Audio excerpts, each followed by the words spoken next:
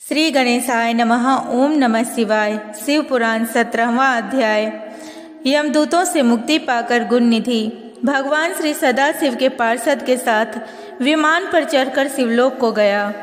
यमदूतों ने जाकर सारा वृतांत यमराज से कहा, जिसे सुनकर यमराज ने कहा, जो व्यक्ति भस्म रमाए हुए हो, रुद्राक्ष की माला धारण किए हो, शिवलिंग का पूजन करता हो, श्री सदाशिव के गुणों का गान करता हो, छल से ही सही उसके पास बिल्कुल न जाओ। दूतों से यह कहकर यमराज ने भगवान श्री सदाशिव को प्रणाम करके कहा, हे प्रभु, इस अनजाने दोष को आप क्षमा कर दें।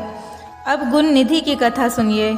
यमदूतों से मुक्ति पाकर जब गुण निधि श्री शिवलोक को गया तो कुछ दिन वहाँ सुख भोग कर वह कलिंग देश का राजा हुआ। कलिंग देश के पहले राजा का नाम इंद्रमणि था।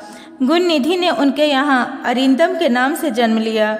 अरिंदम भगवान श्री सदाशिव का अनन्य भक्त था। महाराजा इंद्रमणि अपने पुत्र में उदारता, धीरता तथा वीरता इत्यादि गुण देखकर उसे राज्यपाट देकर तप करने के लिए चले गए।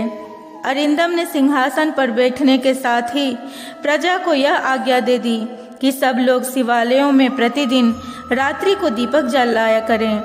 यदि कोई इस आज्ञा को नहीं मानेगा तो उसका सिर धड़ से अलग कर दिया जाएगा।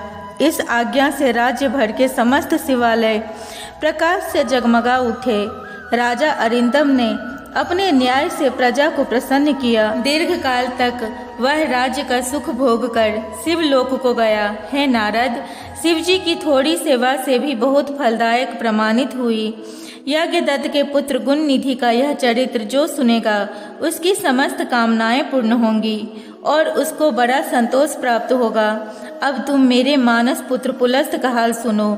मेरे पहले पद्मकल्प से मेरे मानस पुत्र पुलस्त से विश्रावा का जन्म हुआ था, जिसके यहाँ एक वैश्रव नाम का पुत्र हुआ था, जिसने भगवान श्री सदाशिव का उग्र तप किया। उसके उग्र तप को देखकर भगवान शंकर ने प्रकट होकर उसको साक्षात दर्शन दिए। भगवान शिव शंकर को देखकर वैश्रवन ने कहा, प्रभु, आपके अपरिमित तेज को देखकर मेरे नेत्र अपने आप बंद होते जा रहे हैं, अतः मुझको इतनी सामर्थ्य दीजिए जिससे कि मैं आपके चरणों के दर्शन कर सकूं। यह वैश्रवन यज्ञदत्त का पुत्र गुण निधि ही था। भगवान श्री सदाशिव ने गुण निधि की भक्तिपूर्ण बात सुनकर उसके मस्तक पर हाथ फेरा और प्रभु की कृपा भरा हाथ फेरने के साथ ही गुण निधि में दिव्य तेज देखने की शक्ति आ गई। उसने भगवान श्री सदाशिव के साथ भगवती शिवा को भी देखा और सोचने लगा कि यह गुणवती और रूपवती कौन है जो अकारण ही मन को मोहित करती है। यह बड़ी सौभाग्यवती है जो भगवान के इतने निकट रहती है। इसके माता पिता धन्य हैं जिन्होंने कि ऐसी रूपवती कन्या को जन्म दिया है। इस प्रकार बार बार विचार करते हुए राजा वैश्रवन ने भगवती शिवा को कुदृष्टि से देखा। पार्वती जी को कुदृष्टि से देखते ही उसका बायां नेत्र फूट गया।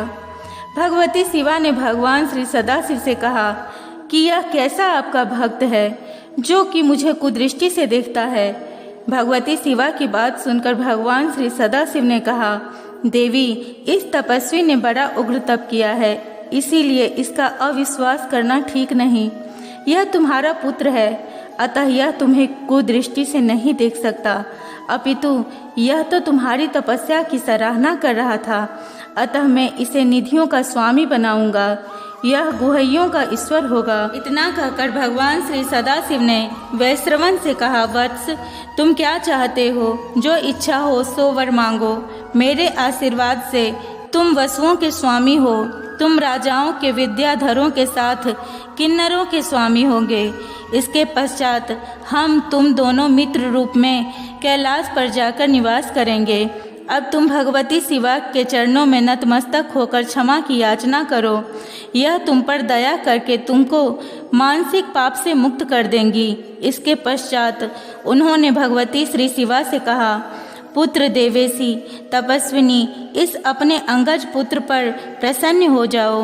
भगवान सदाशिव की बात सुनकर अपना क्रोध शांत किया और कहा, पुत्र, अब से तुम मेरे पुत्र हुए।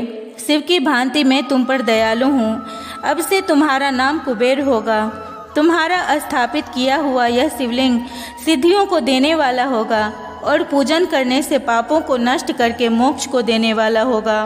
फिर भगवान श्री सदाशिव ने वैश्वेश्वर नामक स्थान में गुणनिधि या वैश्रवण को कुबेर बनाकर प्रवेश करा दिया और स्वयं उसकी अलकापुरी नामक महानगरी के समीप ही अपना कैलाश नामक स्थान नियुक्त किया।